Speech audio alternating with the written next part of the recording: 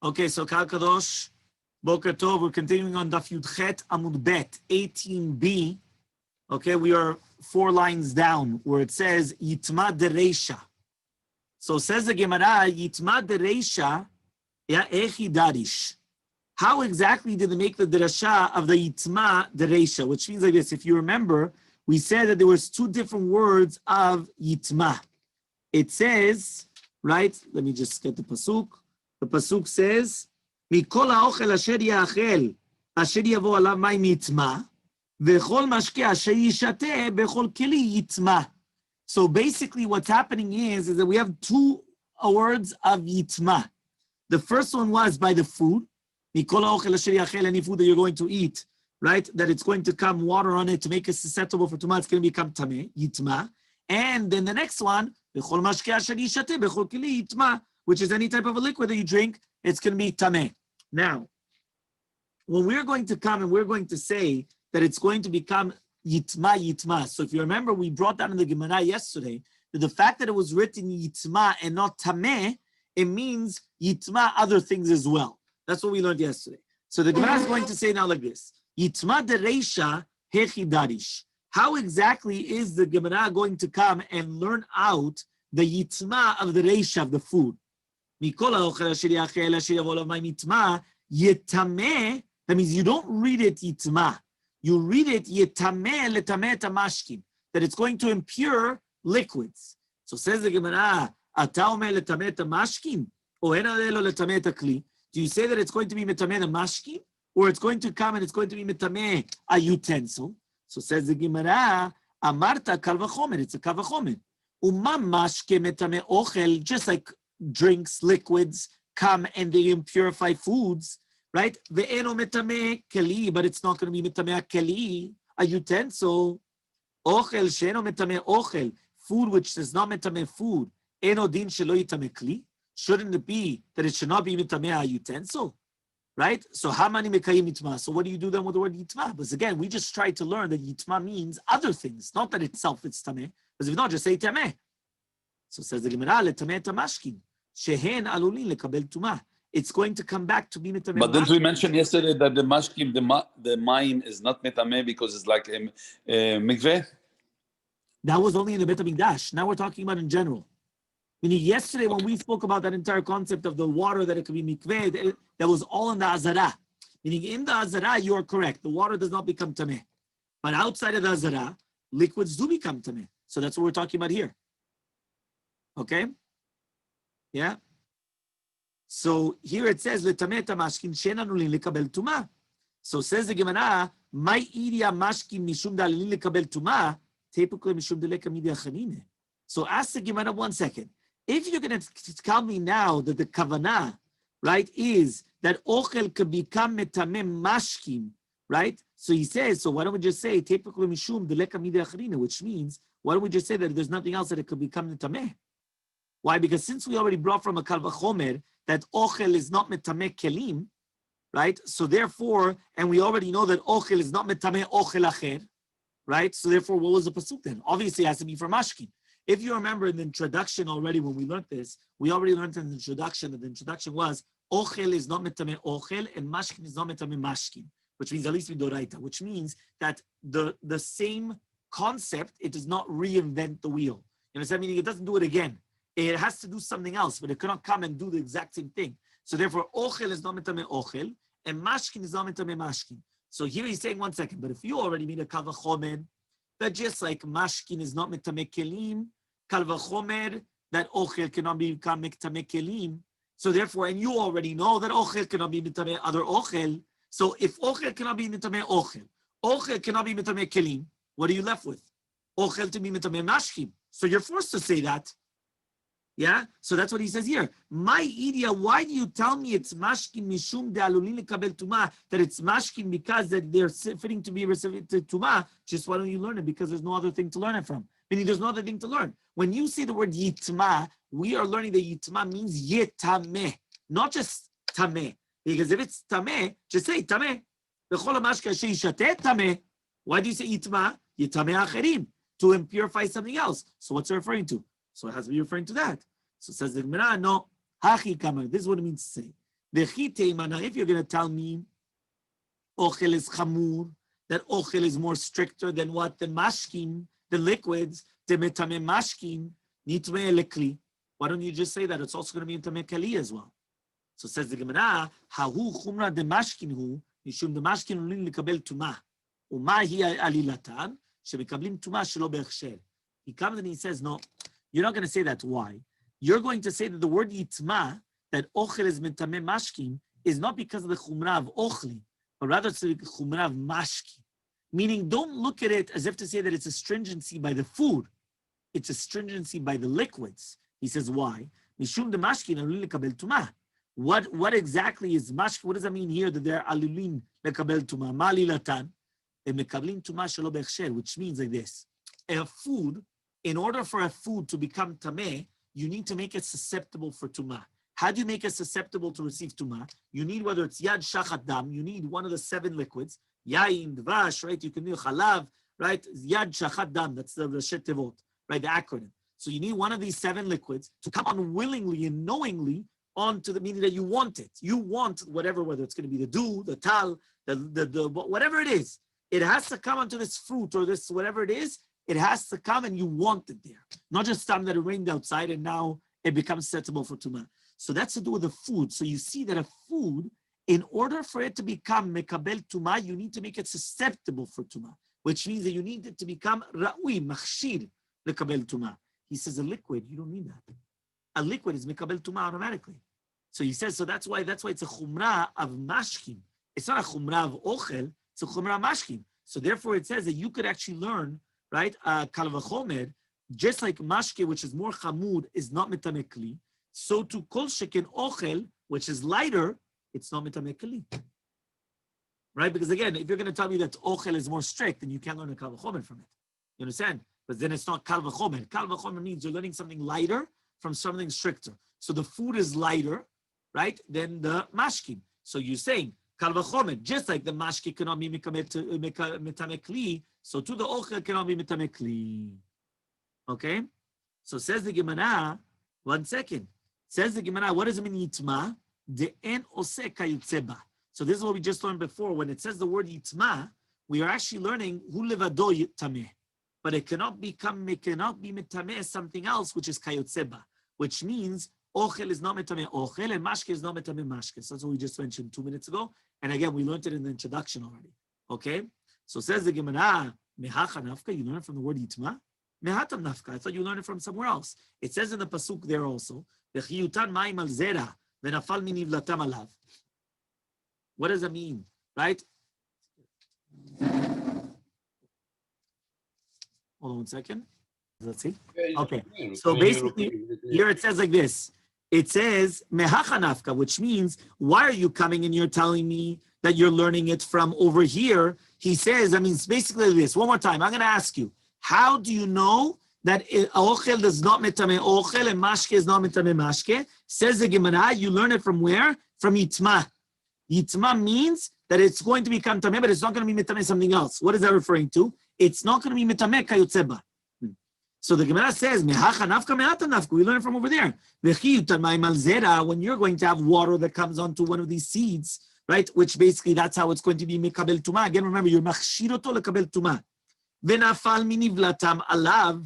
And what happens is that now one of the shatzim, one of the creepy crawlers, is going to fall on the zera. Tamehu, it becomes tameh. So now when it says the word who is tameh hu. Yeah, who means it, but not something else. So hu tameh, ve'noseh tumah kayotzeba.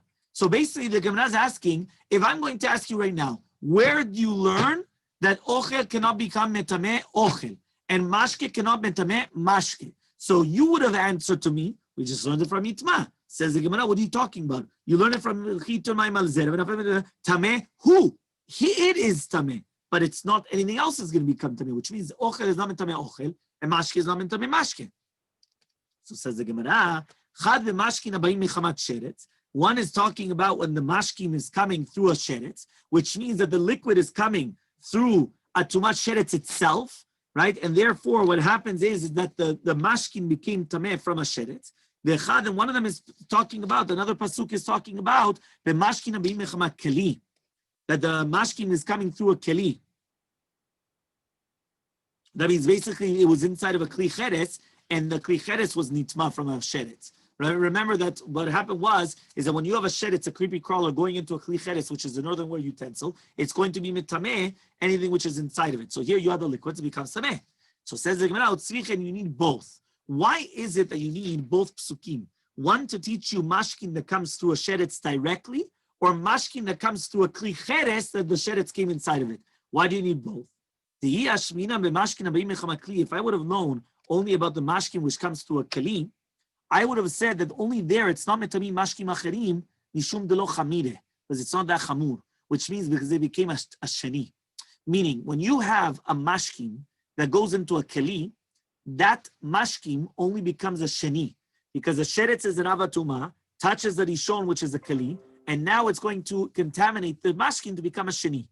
But when you have a mashkim that comes directly from a sheretz, there the sheretz is an av, and the mashkin is a rishon. Yeah? So Ema oseh tuma kayotze, but I would have thought that it does make it. Which means like this, it's a beautiful Gemara. Listen very carefully, okay? I want everyone to get it very, very clear. The sheretz is the rishon, no? No, the sheretz is always an avatuma. Sheretz is always avatuma. Remember, we have here these. Yeah? Okay, everyone look at the chart. Yeah. The avi avotatuma is only a tameh met. That's the only thing that it is, a tameh met. Okay, and also remember the metal utensils, because the metal utensils has a stringency that it becomes just like, right, that was the chol chalal cherev. To do with the cherev, so they learn anything to do with metal, becomes exact same. It doesn't downgrade, it stays the same. So number one is tameh met, a human corpse, and utensils, metal utensils. Okay, number two is a sheretz. Here, you see number three. Or a man that touches a aviyavot tumah, he becomes an avatuma, right? Or also, it says here again, utensils that touch the man, sheretz and a nivela. So this is an avatuma. So now what happens is like this. When you have the sheretz is an av, according to everybody. You have the sheretz, and the sheretz comes and is going to touch, right, a utensil. The utensil will become a rishon. The liquids in the utensil will become a sheni. So therefore, says the Gemara, if I only mentioned over there that the mashkim cannot make another mashkim, I would have said because the mashkim is a sheni, so the mashkim as a sheni cannot make another mashkim. Very simple, right? Because we know that especially by chulin, it doesn't go after two. Remember, after sheni, it doesn't go. By chulin, it stops by sheni. By truma, it stops by shlishi. By Kodesh, it starts by Revi. Next halacha. The next one was, what happens if the sheretz, which is an av, directly touches the liquid? So now the liquid becomes a rishon. So now here, I would have thought to say that since the liquid's a rishon, it could contaminate another liquid. And then that maximum will become a sheni. Says the Gemara, that's why tzricha, I need both cases to tell you, I need both psukim. Avitma and also tamehu, to teach you that it will never become tameh.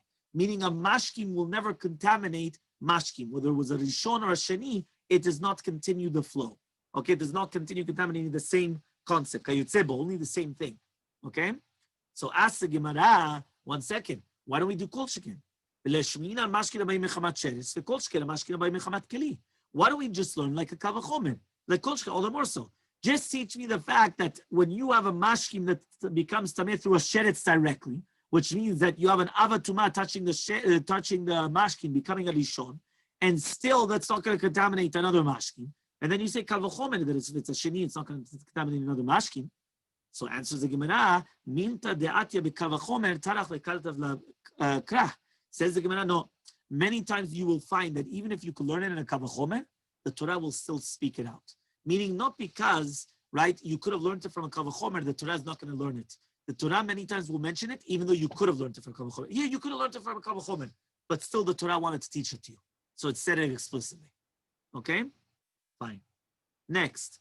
Amar le Ravina le Ravashi, he says Ravina to Ravashi, V'hamar Rava, but Rava said, Lo Rabbi Yosef savar ke Rabbi Akiva. Rabbi Yosef does not hold like Rabbi Akiva. V'lo Rabbi Akiva savar ke Rabbi Yosef. Which means, right, Rava says that Rabbi Yosef does not hold like Rabbi Akiva, and Rabbi Akiva does not hold like Rabbi Yosef. What does that mean? Rabbi Yosef says, right, that the shlishi becomes a Revi'im Kodesh from a kal vachomer al mechusar kippurim. Okay, which the Gemara is going to explain now in a minute. Which means if somebody's lacking kapara, mechusar kippurim, is lacking kapara. So therefore, we learn that a shlishi will become a revi'im from a kal vachomer. Right now, Rabbi Akiva held that a sheni makes a shlishi in chulin. Okay, so Rabbi Yosef does not hold like Rabbi Akiva that a sheni becomes a shlishi in chulin, and Rabbi Akiva does not hold like Rabbi Yosef that he says Rabbi Bekodesh should learn from a kal vachomer. So it comes out that Rabbi Yosef holds the mashkim are metamim, other mashkim, right? They're metamim acherim min Torah. So it obviously it's because he learns yitma means yitameh, and therefore there's no other mekor. So it comes out that he holds that a sheni becomes a shlishi in chulin, because the pasuk to do with ochlin and mashkin that become tameh from klicheres is a rishon. So therefore the ochlin and mashkin are now shneim, and it says yitameh, which means it could become shlishi. So it comes out that what's going on is how does Rava come and say that Rabbi Yosef does not hold like Rabbi Akiva? What does this mean exactly, right? So because if not, then it comes out that basically what's happening is that now by chulin you can have a sheni becoming a shlishi, which we always learned that you can't do that. So Amalei, so says Ravashi to Ravina, Rabbi Yosef b'shitat Rabbi Akiva Rabo Amara, right? Rabbi Yosef was actually saying it in the shita of Rabbi Akiva, his Rebbe, that he said the mashkim are metamim acherim min Torah. But he himself does not hold of it. You're right. Remember, this is talking about already the beginning of yesterday's daf, where we already mentioned that Rabbi Yosef held like Rabbi Akiva is rabbi. You remember those words? So now what we're trying to say here, though, is Amar le Rabbi Yosef b'shitat Rabbi Akiva rabo amara v'leilo sirele, but he himself did not hold of it. Which means the Braita above, which is Tet Zayin Amud Aleph, that says Amar Rabbi Yosef, since Rabbi Akiva came and he was doresh the word yitma to do with yitameh, that's going to teach us that a sheni makes shlishi in chulin. Okay, so he says also the word yitma to do with mashkin is the same thing. The mashkim are metamim acherim min Torah, but Rabbi Yosef himself holds that it's not going to be metamim acherim min Torah because he says that he doesn't make this terasha of yitma to become yitameh. He doesn't learn this teaching. Okay, fine. So Amale Ravashi Rav Kahana says Ravashi to Rav Kahana. Bishlama Rabbi Yosef lo savar like Rabbi Akiva. I understand Rabbi Yosef does not hold like Rabbi Akiva. At the time we learned to the Braita, Amar Rabbi Yosef says Rabbi Yosef, Minayin leRavi bekodesh hu pasul. How do we know Ravi bekodesh becomes pasul? Says the Gemara, it's a dinu, it's a kal vachomer. Uma mechusar kippurim, just like a tameh that he's chayav in korbanot. Right now he's already at tvul yom. He already did tevilah. Okay, and there was also a head of shemesh, which means he waited until the nighttime, but he didn't bring the korban yet. Which means there are certain people, whether it's a mitzorah, right, the nazir, that they have to bring the korban. Until they bring the korban, even if they're tvul yom, and even if there's head of shemesh, it's still not enough. They're called mechusar kippurim. They're lacking kapara. It's like Yom Kippur, so it's lacking kapara. So it says shemuta bituma. How do we know it's going to be muta bituma, but it's pasul bekodesh, right? So he says shlishi shepasul betruma. When you have a shlishi that's going to disqualify truma, right? Eno din sheyaser vi bekodesh. Shouldn't it make a vi bekodesh? Which means, if you remember, when you have a tvul yom that comes and touches truma, it automatically makes it into a shlishi. So now, if right now it could be posel betruma, so it shouldn't make it a revi in kodesh. So says the Gemara, "V'lamanu shlishi bekodesh mina Torah, urvi mekal vachomer." So it comes out that we learn shlishi bekodesh from the Torah, but we learn revi from a kal vachomer. Right, which means maybe I would have said dayo lavo mina Torah liot kanidon, which means dayo lavo mina din liot kanidon means that maybe it's already enough and we're not going to go overboard. That just like truma, right, by a sheni makes a shlishi, but a shlishi does not make a revi. So to kodesh, you're learning from truma that sheni makes a shlishi wouldn't make a revi. We don't say that. We say that shlishi bekodesh is mefurash in the pasuk, and therefore you don't need it in the kal vachomer. So therefore, for sure, the kal vachomer is only teaching us by a revi of kodesh. Okay. So says the Gemara, how do you know this? Shlishi b'kodesh mina Torah tichtiv ve'abasar sheriga. We're talking about, remember, one more time. We have to learn a shlishi, right, mina Torah by kodesh. If we learn it shlishi mina Torah by kodesh, then what happens is that now we can learn the kal vachomer from truma to kodesh by a revi'i, not by a shlishi. Because if you had to do it for a shlishi, so then that's it. And then you won't have revi'i by kodesh. So therefore, shlishi b'kodesh is mina Torah, which we're going to learn right now, and therefore we learn a kal vachomer to revi b'kodesh. So says the Gemara, ve'abasar sheriga, right? Yutet Amud Aleph, 1981. Habasar sheriga b'chol tameh lo yachel. when you have basar that touches anything tameh, you're not allowed to eat it. Says the Gemara, Milo askinam dinaga b'sheni. Are we not talking about that even if the meat touched the sheni? Because again, even a sheni is called tameh. Right? Just like when we talk about ochlin that is inside of a kli cheres shenitma, we say kol asher betucho yitma, so therefore ochel becomes a sheni. So therefore, because if it becomes tameh from a kli cheres, which is a rishon, the ochel becomes a sheni. And it's still called tameh. So therefore, right, if so, when you say the basar she'iga bechol tameh lo yachel, so what happens is it becomes tameh from a sheni, and now becomes a shlishi. Okay, so therefore now what's happening is, again, one more time, when you say, right, that we're talking about a kli cheres touching meat, that meat becomes a sheni. This sheni is going to touch something else, right, of kodesh, it becomes a shlishi, because we just said, v'basar she'iga bechol tameh yitma, so that's shlishi. So therefore, if shlishi is mina Torah, so revi'i mikavachomer kadamrinan. So therefore, obviously, you're going to learn the revi'i, you're going to learn the revi'i from a kavachomer, just like we explained above. What's the kavachomer? Just like by truma, a sheni becomes a shlishi. So to by kodesh, a shlishi becomes a revi'i. That's the kavachomer. But now remember, because if not, I would have said dayo. Dayo means it's already enough that I can't learn it more. Okay?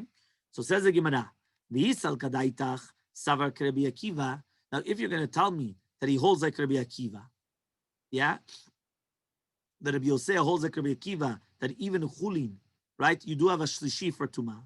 Nitznenami, why don't we learn also revi'i b'truma v'chamishi b'kodesh? Why don't we learn also a revi'i by truma and a chamishi by kodesh? Which means that if you're going to tell me now that there's a shlishi by chulin, right, we're going to learn, right, that there's going to be a revi'i from truma, from a kavachomer of tvul yom. So just like a tvul yom is going to be mutar in chulin, and he's a sur betruma, shlishi, which is pasul bechulin, eno din she'aser revi'i betruma. So therefore, now we're going to learn that the revi'i is pasul in truma. So then you should continue going, and then chamishi is going to become in kodesh. Now, basically, what's going to happen now is like this. That's what. One more time. V'yisal kadaitach. If you're going to tell me now that Rabbi Yosef holds like Rabbi Akiva, that even by chulin there's a shlishi. So therefore, for him, there's a revi'i by truma and a chamishi by kodesh. Remember, every single one. Which one? No, after revi'i, there's nothing by kodesh. No, one more time, 1 second. Before, right before here. Until now, what do we always say? We always said that the buck stops here. Where does the buck stop? By chulin, it stops after sheni. Revi'i. No, chulin. Chulin, sheni. After sheni, that's it. There's no shlishi in chulin. pasul. After sheni is pasul. No. Sheni is already pasul. Because remember, pasul just means that it itself becomes contaminated, but it cannot contaminate others. So basically, by sheni, it's pasul. By rishon, it's tameh, sheni pasul. By truma, it's one more level, shlishi. So sheni is tameh, shlishi is pasul. By kodesh, it's revi'i. Revi'i means shlishi is tameh, revi'i pasul. Now stop here. This is what we learned until now. So chulin, sheni, truma, shlishi, kodesh, revi'i. Says the Gemara, if you're going to tell me that Rabbi Yosef holds like Rabbi Akiva, that also in chulin you have a shlishi, so now you're going to have to advance one for each one. Chulin is a shlishi, which means that a sheni is mitameh and shlishi is pasul. Teruma is shlishi is tameh, revi'i is pasul, and kodesh is revi'i is tameh and chamishi is pasul. You have to always add one more level. So therefore, he's coming and saying, Isad kadaitak savar kerebi Akiva. If you're going to tell me he holds like Rabbi Akiva, nitzinami. You need to? Yeah, 1 second. So then nitzinami revi'i b'truma v'chamishi b'kodesh. Okay, 1 second. I'm pausing. Sorry about that. So basically, what happens now is like this. So one more time. If you're going to tell me now that Rabbi Akiva is the one that holds that sheni becomes a shlishi in chulin. So if sheni becomes a shlishi in chulin, so then what's going to happen now is that there's going to become a revi'i in truma. Why? Because you're learning the revi'i now from the kal v'chomer in truma. And then, because why? We're going to say, just like a tful yom is mutar and chulin is asur b'truma, so shlishi is pasul in chulin wouldn't make a revi'i in truma. Now that you just learned the revi'i is in pasul in truma, you're going to learn from chamishi, from a kal v'chomer, from mechusa kippurim. Which means, again, everything that we just did beforehand, we're just advancing it one. Okay, so that's all that we're doing. So says the Gemara, Ela Rabbi Akiva lo savak Rabbi Yoseh, right? So rather, you're right. So obviously, it's coming out that he does not, Rabbi Yoseh does not hold like Rabbi Akiva, because if not, then again, you would have to advance one more. Now, how do we know Rabbi Akiva doesn't hold like Rabbi Yoseh? Okay, so he says, Minalan, right? Ela Rabbi Akiva lo savak Rabbi Yoseh Minalan. Amalei, so comes and he says, Delo lishtame tana velitne revi betruma v'chamishi bekodesh. Because nobody went and they said, right, that there's a revi and truma and chamishi bekodesh. So says the Gemara, Rabbi Akiva, so why don't we just say it's Rabbi Akiva? So therefore, the fact that there was no Mishnah or Braita that said such a thing, that Rabbi Akiva actually, so obviously Rabbi Akiva does not make this kal v'chomer. Because if he would do this kal v'chomer, then he would do this. Which means that even according to Rabbi Akiva, right, he also holds that it stops after a chulin sheni, after truma shlishi, also, but why? He comes, sorry, not that after a chulin sheni. After chulin does become a shlishi. But he doesn't hold of the kal v'chomer. Because if not, if he would have held the kal v'chomer, then you would have continued going. That it would have been a revi and truma and chamishi and kodesh. But nobody said that. Meaning, according to everybody, after truma, it's shlishi. Kodesh is revi. The machloket between Rabbi Akiva and Rabbi Yoseh is the chulin becoming a shlishi. Rabbi Yoseh says no, Rabbi Akiva says yes. And so that means there, Rabbi Yoseh argues on Rabbi Akiva, he doesn't hold of that. But Rabbi Yoseh holds of a kal v'chomer. And because of the kal v'chomer, that's how he made the revi, the shlishi and the revi. Rabbi Akiva doesn't hold of the kal v'chomer. So that's why, according to Rabbi Akiva, since he doesn't hold of the kal v'chomer, it doesn't continue after revi and chamishi. Okay? Fine, very good. Next. Okay? He says, well, we're going to come and we're going to bring this proof and say that Rabbi Akiva does not hold of the kal v'chomer.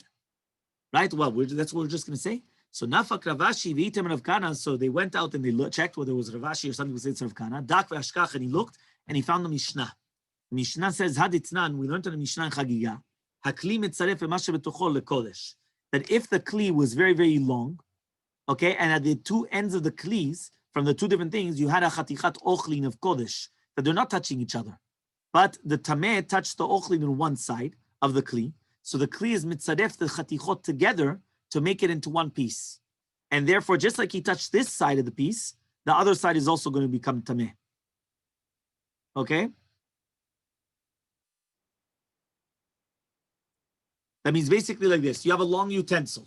On this long utensil, you have different pieces of meat. You have one piece of meat here on this side, one piece of meat on this. It's all talking about kodesh. Somebody tameh comes and he touches this side. The utensil connects everything. Then now this is also tameh. Even though this piece is not touching that piece and not touching, even though it's not a domino. It's not touching. It's all tameh. So says the Gemara, Akri metzaref emashe betocho lekodesh, aval lo litruma but not for truma. Okay, v'revi'i bekodesh pasul, v'ashlishi betruma. So if you remember, that's what we just mentioned before, the concept of pasul. The revi'i is in kodesh and pasul, and the shlishi betruma. So therefore, you see from here that that's the maximum. This is from Rabbi Akiva. The Tzram, we learned to the Mishnah, Hosif Rabbi Akiva, Asolet Vaktor Valevona, Vagechalim, right? That so Rabbi Akiva added on, and this is a testimony in the Duyot. Rabbi Akiva added on Solet, the fine flour of Menachot of a meal offering, Ketoret, the incense, the Levona, the frankincense of the Menachot, Vagechalim, and the different coals, Shim Nagat Tvul Yom Miksatam, that if a Tvul Yom touched some of them, Pasalet Kulanis, Pasul everything. So therefore, you see from here that this Mishnah is going according to Rabbi Akiva. If you touch one thing, it impurifies everything. So now, the fact that it says that, Revi'in in, Chamishi lo, it only makes a Revi, not a Chamishi.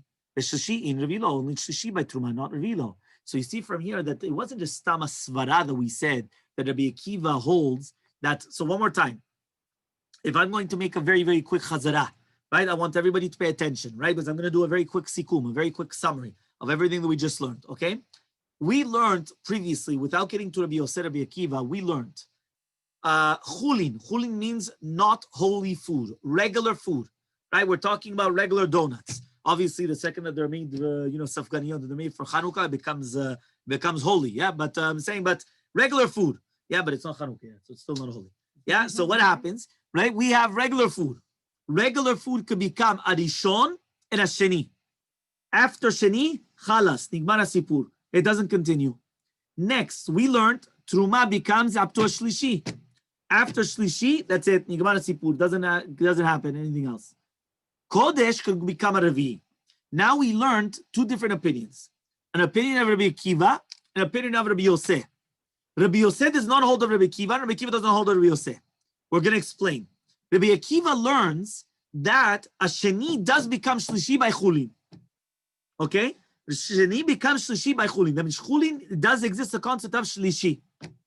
Now we thought, one second, if you're going to tell me that a sheni could become a shlishi in chulin, so then you continue. So Truma could become a Revi and Kodesh could become a Chamishi. No, why not? He doesn't hold of Rabbi Yosef. What does that mean? Rabbi Yosef learns there's a Kal Vachomer. And Rabbi Yosef comes and he does a Kal Vachomer, right? That, there's two different types of the Kal Vachomer, but basically the Kal Vachomer is that he's learning a Kal Vachomer from the Truma. That if it could become, right, that a Tvul Yom is Mutar and Chulin is a Sur and Truma, so therefore a Shlishi could become a Revi in Truma. Okay? Now, if you learn that, then you make another Kal Vachomer. From the Revi'i to becoming Chamishi in Kodesh, from Mechusar Kippurim. Meaning like this. What's a Tvul Yom and what's Mechusar Kippurim? Tvul Yom is somebody that he was Tameh. He goes to the mikveh. That's called a Tvul Yom. He needs Herev Shemesh. Herev Shemesh means he needs that the sun goes down. And on certain times also, he needs a korban, a sacrifice. It's called Mechusar Kippurim. So now we already learned, if a person that's a Tvul Yom touches Truma, automatically becomes Shlishi. If somebody that's Mechusar Kippurim comes and he touches, it becomes one step also ahead, right? So now what happens is like this. He comes and he makes a Kal Vachomer. If right now, right, by Truma, right, that's what he's trying to say. If right now Chulin is already a Sheni, so Tvul Yom makes a Shlishi in Truma, so that's from a Kal Vachomer. And therefore, Kal Vachomer, that what? That if a Tvul Yom makes a Shlishi in Truma, Mechusar Kippurim makes a Revi in Kodesh. That's Rabbi Yosef. He's learning Kal Vachomer is to learn how it continues going on. Rabbi Akiva doesn't learn it from a Kal Vachomer. He learns it from the Torah. So therefore, since he learns it from the Torah, what happens is from the word Yitma over there, if you remember, he learned it from the Torah. If he learned it from the Torah, there's no Kal Vachomer. So therefore, according to Rabbi Akiva, he says, a Sheni, right, becomes a Shlishi in Chulin. However, though, a Truma is also only a Shlishi. I make a Kal Vachomer. I can't take it forwards. Why? Because there's no Kal Vachomer. What's a Kal Vachomer? You understand? I have it until the Shlishi. That's it. So he doesn't hold of the Kal Vachomer. So therefore, even though Rabbi Akiva comes and he says that it's a Shlishi in Chulin, it does not continue on making a Revi in Truma and Chamishi in Kodesh. Now, at the beginning, we thought to say, okay, this is all Svarot, very nice. But how do you see that Mefurash? Because we said that it was a Svara because nobody ever said in the Shita of Rabbi Akiva, you need a fourth and a fifth. A fourth by Truma and a fifth by Kodesh. So says the Gemara, just Stam Svarot? Says the Gemara, you're right, it's not a Svara. We learn a Mefurash. We learn a Mefurash because we said that there was a Mishnah in Chagiga. The Mishnah in Chagiga comes and it says that by the Revi is in Kodesh, it stops, and by Shlishi, by Truma. And we said that was said in the name of Rabbi Akiva. So you see from here that since Rabbi Akiva that Mishnah, and that Mishnah is saying that again, Truma stops at Shlishi and Revi stops Kodesh. So that's it. So it comes out that the machloket between Rabbi Akiva and Rabbi Yosef is, first of all, does Chulin become a Shlishi, yes or no? According to Rabbi Akiva, yes. According to Rabbi Yosef, no. Second machloket, right, is that Rabbi Yosef does not hold of Rabbi Akiva. Because if Rabbi Yosef would hold of Rabbi Akiva, that a Sheni would become Shlishi in Chulin, so then he would also continue to train because he learns Kal Vachomer. But now that he doesn't hold of Rabbi Akiva, that basically it stops by Sheni Chulin. So he comes a Kal Vachomer, makes that Truma by Shlishi, and a Kal Vachomer that Reviv is Kodesh. So that's a Kal Vachomer to a Kal Vachomer. Rabbi Akiva doesn't hold of Kal Vachomers. And that's why he still says that it stops there. Clear? Yeah? Everyone clear? Yes. Yes, thank you. Very good. Okay, no, I just want to make sure that it's clear for everyone. Because it's a little bit confusing, but it's not that confusing after all. Okay, so says the Gemara, Revi'in Chamishi Lo, Shlishi Revi Lo. Perfect. So Alma Kasava. However, though, we learn from here that according to Shitat Rabbi Yochanan, what are we going to say? We're going to say in Shitat Rabbi Yochanan that Siruf is only going to be Midrabanan. What does that mean exactly?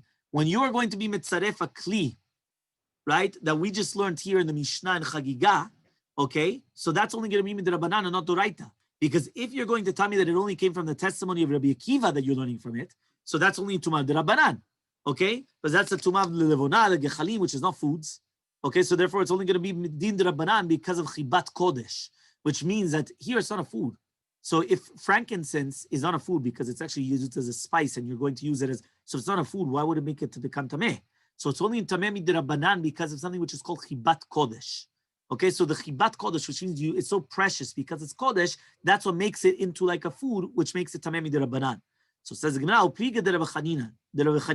this argues on Rabbi Chanin, the Amar tziruf midoraita, but he says that tziruf is midoraita. Shneimar, but it says in a pasuk, kav achat asra zeh mela ketoret, hakatuv asav kaf kol ma shebekaf achat, which means when it says kaf achat, according to the Shita of Rav Chanin, he says tziruf is doraita, that everything that's in the kaf is one entity.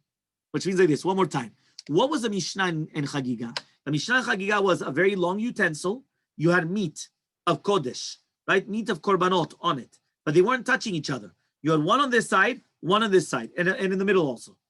If the Tameh touches this side also becomes Tameh. Why? Because the Kli, the utensils, mitzaref, it combines everything together. So now what the Gemara is saying is, according to Shitat Rabbi Yochanan, that has to be a din d'Rabbanan. Why does it have to be a din d'Rabbanan? Because the fact that we only learned it from the Dut of Rabbi Akiva, so therefore it has to be the Rabbanan, because we're not learning from the Torah. So obviously it's only an Edut of Rabbi Akiva. Why is it the Rabbanan? Because he's saying, what's the proof? Think about it. All the things that were mentioned there, it's not really food. Levona is not food, it's frankincense, but it's for the spices. But because it's on the Bet HaMikdash, it's chibat kodesh. We make it so special, din d'Rabbanan. However, the Rabbi Chanini comes and he says, it's a din d'Oraita. How do you learn it as a din d'Oraita that a kli is mitzaref? He says he learns it from kaf achat asarav zeh. Kaf achat, anything which is in the kaf becomes achat, becomes one. Okay? And Rav, in Nida, the bed also does the same role. Again, one more time. In Ilchot Nida, Right. the bed, if the woman and the man sleep in the same bed, if the woman is Nida, the man is gonna catch this impurity, no? But that's a little bit different. But there it's tamem midras, mishkav midras, which means like this. When right now, if you're going to sit in the same bed, in essence, since the tumah is in the same bed, it's all there. Here, it's not the exact same thing. Here, we're talking about that when this person comes and he touches this piece of meat, but this piece of meat is not touching the other piece of meat. And it's not tamem midras or mishkav moshav, which basically they're sitting down. You understand? So therefore, it's a different din of a tumah. It's called tziruf. By the bed, you don't need tziruf. Tziruf means that the utensil combines everything together. For example, I'll give you the example. Where do we say tziruf? Right? If you have two doughs and you want to come and you want to make a challah. So when do you take off afrashat challah? When you have in the dough enough of an amount to do afrashat challah. If you put both doughs, which they don't have enough amount, inside of a utensil, you do tziruf kli. Tziruf kli means the utensil combines them both together, and now it's considered one entity. So that's called tziruf. Okay, there you need to learn it from the Torah. Here, what you're referring to is another type of a tumah, which is called tumat mishkav moshav, or also there's a concept tameh midras. Tameh midras is if a woman sits down now on this chair and she's a nida, somebody else comes afterwards and sits down, he becomes tameh. That's called tameh midras. Because basically, once they came and they sat down on this chair, it's tameh. That's it. There's nothing more to talk about. You understand? It's tameh. Tameh mishkav moshav is sitting here, there. You don't have to do tziruf. You don't have to combine anything together. It became tameh in itself. Okay? So that's what it becomes. Understand. Okay, very good. Perfect. No, but it's good that you were paying attention to that because it sounds the same, but it's two different types of tumah. One is something called tziruf, right? And one is something which is called the other tumah of tumah nida. Fine. Tzanan Hatam. Yeah, we learned over there. Okay, Mishnah and Eduyot. Al machat sheninset bebasar shasakin hayadayim teorot vebasar tameh. When you have a machat which is temeah, so the machat is a needle, which is temeah, that it was found in the basar of a korban which was slaughtered. Okay, and the kohen comes, he cuts the meat in the azara. So the sakin, the knife that they used, and the hands of the kohen are going to be pure, even though he touched the machat, even though he touched the needle. Habasar is going to be tameh. The basar, which is the meat, the flesh, is going to be tameh. Nimset ba'peresh. However, though, if it's going to be found in the intestines of the korban after you slaughter it, everything is tahor, even the meat.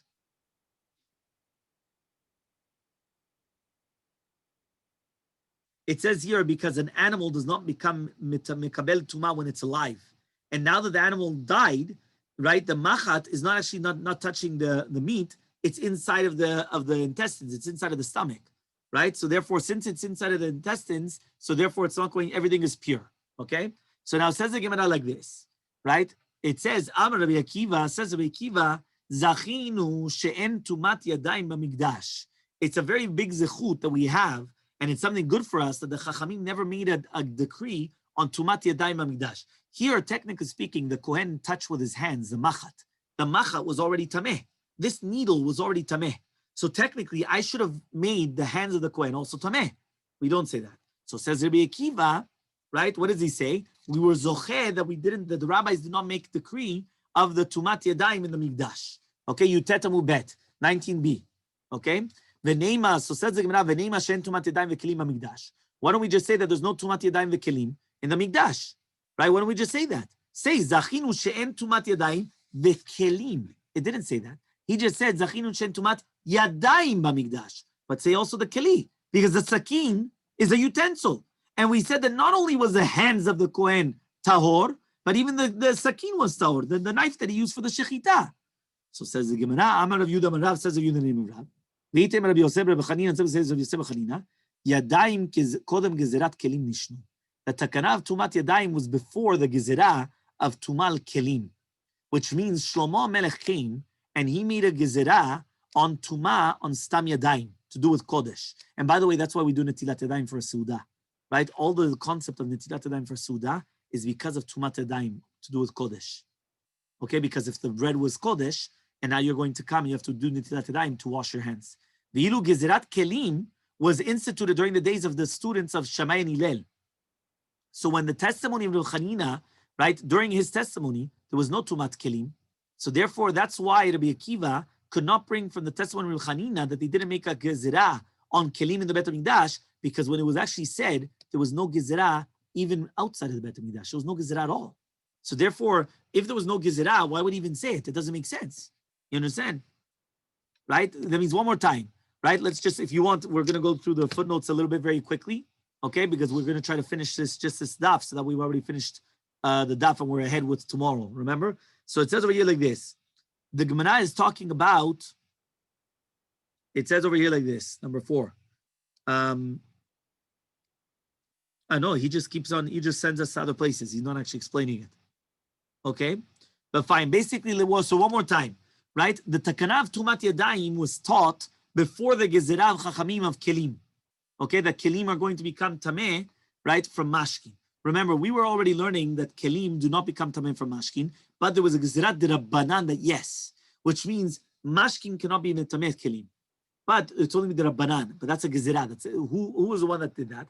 Shlomo Melech, he was gazar al stam yadayim yan kodesh.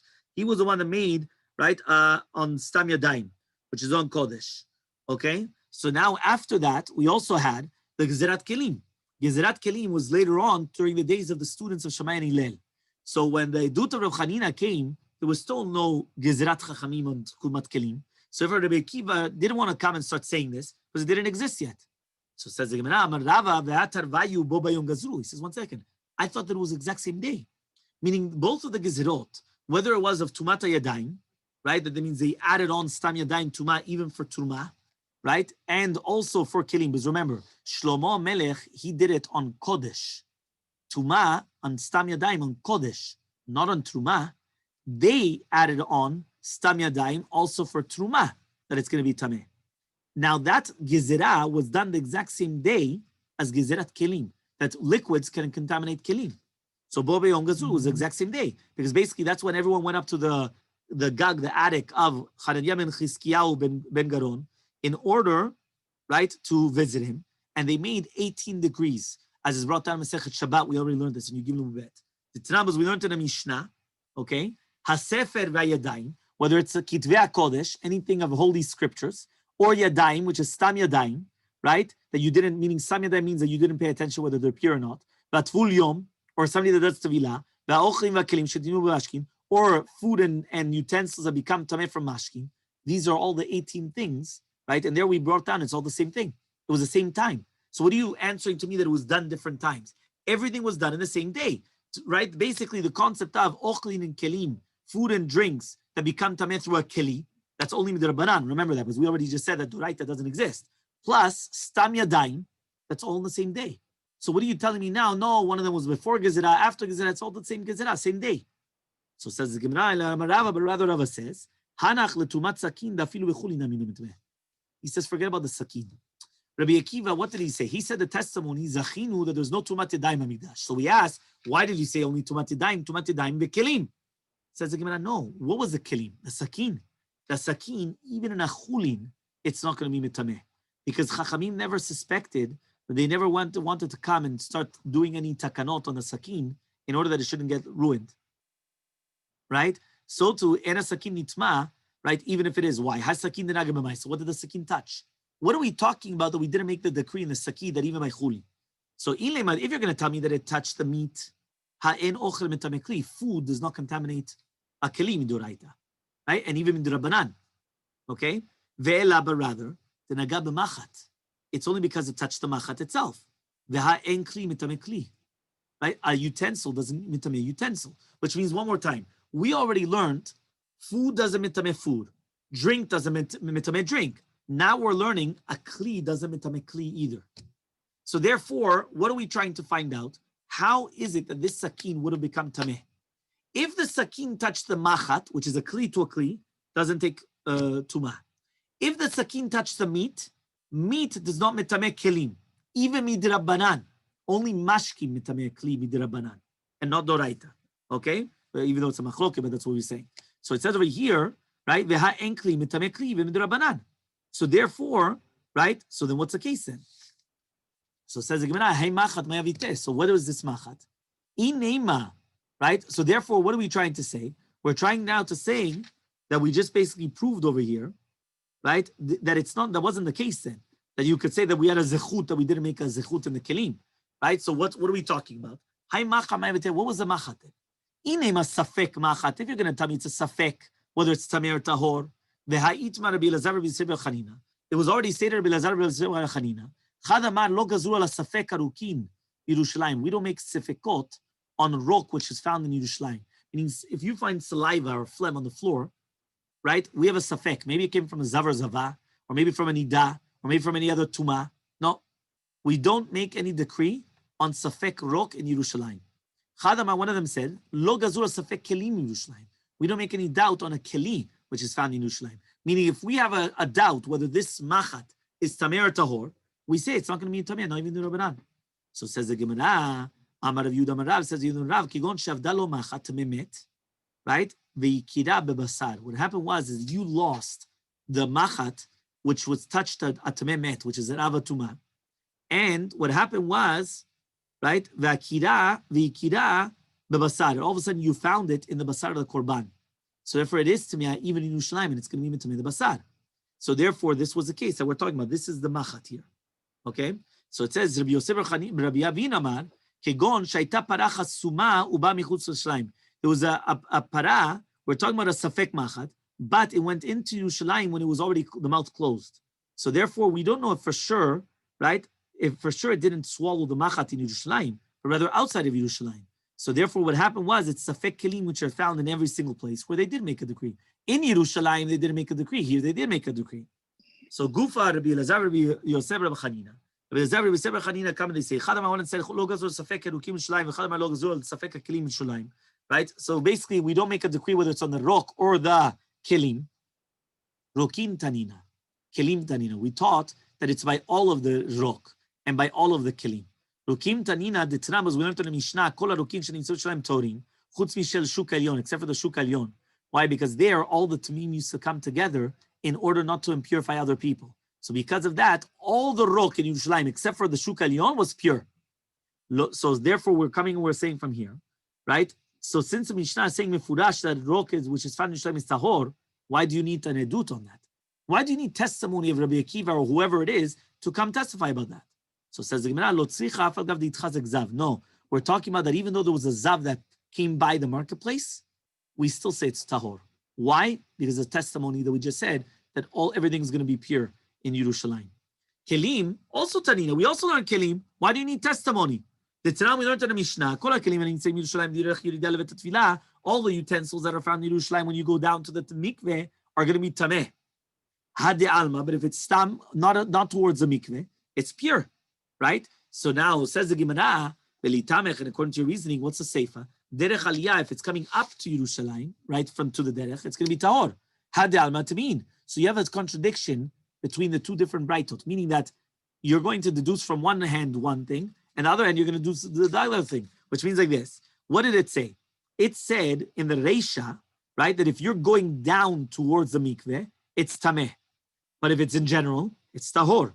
Then take the flip side of the Braita, which is basically the Seifa.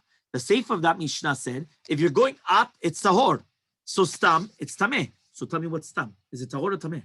You brought me a proof from the Reisha that stam is tahor, and now I'm bringing you that stam is tameh. So says the Gemara, El Reisha davka, v'seifa lav davka. The Reisha specifically, that means only if you're going down, it's tameh, everywhere else it's going to be tahor. The Seifa is lav davka.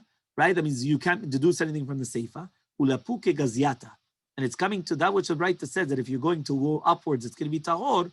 It's coming to be ma'et. It's coming to exclude the small little, little tiny corridors or whatever it is. That's what it is. Mevot ktanim. Okay, that's what it's coming to exclude. That in such a case where we're talking about small little tiny corridors,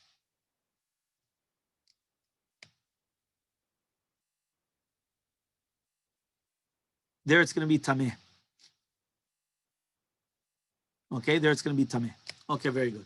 Next, we're almost done. Rav Damar, and according to Rav that he says, according to Rav that he says that we're talking about that you lost a machat of a tememet, so that's why the tememet was aviyavot tuma and the machat is an avatuma. The kiraba basar, and you recognize it in the flesh. Kevan Damar more, since more comes and he says, right, b'chalal cherev. So if you remember, chalal cherev means any type of a metal utensil has the exact same tum'ah as the dead body itself, the corpse itself. So cherev harehu kechalal. So the cherev is like a halal. Adam v'kelim namin letameh. So adam v'kelim also should become tameh. So says the Gemara, Amar Ravashi comes and he says, Zot omeret azra reshut rabim hi. The azra is considered reshut rabim to do tumah. And therefore it's considered safek tumah and reshut rabim. Anytime that you have a doubt of tumah and reshut rabim, its safek is going to be tahor. Okay? So says the Gemara, but if it was a private domain, not a public domain, sfekot tameh. So by the way, this is a general rule. Kol safek tumah b'reshut rabim, tahor. Kol safek tumah b'reshut yachid is tameh. Basically, whenever you have a doubt of tum'ah in a public domain, it's pure. Private domain, it's impure. That's a general rule all over the place, okay? So it says, but if it's going to be in the Reshut Yechid, Sfekot Tameh. Michti, let us see, Hai Machat, this Machat, Davar Shebo Dali Shailhu. You can ask the Machat what happened to it. Where did it come from? There's no dat. V'chol Davar Shebo Dali Sholem. If he doesn't have dat to ask it, whether it's a Reshut Rabim or Reshut Yechid, it's Sfekot Tahor. It's always going to be Tahor. Even if it was a Reshut Yechid. So answers the Gemara, Mishum David Safek Tumah Babi De Adam. No, but it's Safek Tumah that comes from a human being, which means the Safek of the Sakin is Safek Tumah that comes to a human being. Because if it touched the Machat, so it comes from the person that's handling it. Rabbi Yochanan says, if Yochanan Safek Tumah Babi De Adam, any Safek Tumah that comes to a human being, right? Daf Kaf Amud Aleph on the top, and Nishalim Aleh Afilu B'Kli Amunach Al Gabe Kaka. You're going to ask it, even if it's going to be talking about a utensil which is on the ground. It's considered like a dat sheyesh bo lishael. Okay, and then we're going to continue Bezat Hashem tomorrow. V'basar tameh. Okay, we'll continue.